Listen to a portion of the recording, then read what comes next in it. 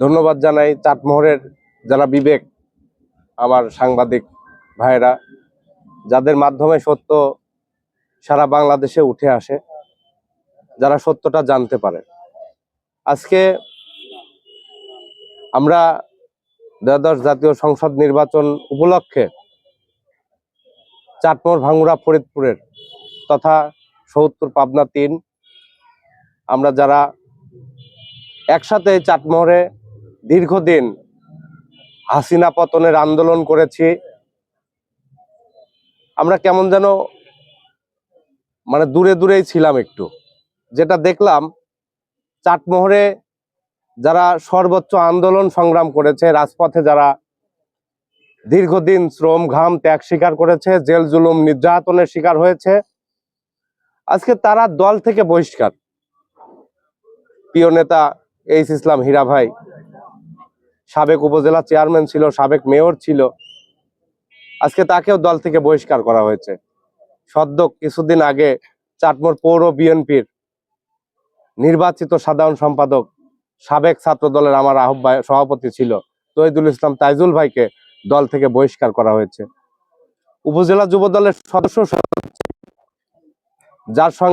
যাদের সঙ্গে একসাথে রাজপথে আমরা ছিলাম, আসাদুজ্জামান লেবুকে দল থেকে বহিষ্কার করা হয়েছে।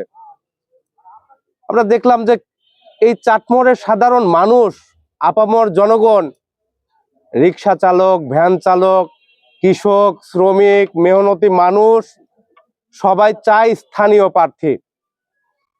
আমি আনন্দের সাথে বলতে পারি, চাটমোহরে যে ঘোড়ার জোয়ার বচ্ছে, ইনশাআল্লাহ ঘোড়া জিতবেই। এখানে আমাদের সাথে আমরা দীর্ঘদিন একসাথে জেল খেটেছি। আমার ফারুক ভাই আছে, উপজেলা যুব দলের সদস্য সচিব। আপনারা দেখবেন আমাদের প্রতি একটা আস্থা মানুষের আছে। আমরা রাজনীতি করি সম্মানের জন্য, মানুষের ভালোবাসার জন্য আমরা রাজনীতি করি। যেখানে কোনো সম্মান নাই, যেখানে ভালোবাসার বিন্দু পরিমাণ কোনো জায়গা নাই, সেখান থেকে রাজনীতি হয় না। আমাদের কে চিনবে? এই সাধারণ মানুষের দরকার এই স্থানীয় প্রার্থী, সাধারণ মানুষের চাওয়া স্থানীয় প্রার্থী। কারণ একটা সাধারণ মানুষ আনোয়ার সাহেবের বাসায় যে কোনো মুহূর্তে আসতে পারবে, হীরা ভাইয়ের বাসায় যে কোনো মুহূর্তে যাইতে পারে, কিন্তু উনাকে খুঁজে পাওয়া বড় কঠিন হয়ে যাবে। তাই চাটমোহরকে ঐক্যবদ্ধ করে ভাঙ্গুড়া, ফরিদপুরের যারা ত্যাগী, যারা জেল জুলুম নির্যাতনের শিকার হয়েছেন, আসুন আমরা নিজেদের অস্তিত্ব, পাবনা ৩-এর অস্তিত্ব আমরা ধরে রাখি, সকলেই স্থানীয় প্রার্থীকে এমপি বানাই। দেখবেন সারা জীবন আর কখনো কোনোদিন কোনো বহিরাগত এই পাবনা ৩-এ আসবে না। আর যদি আমাদের তুহিন ভাই যদি এমপি হয়ে যায়, আমাদের প্রজন্মে আর কখনো দেখবো না স্থানীয় প্রার্থী এমপি হয়েছে। বড় দুঃখের ব্যাপার।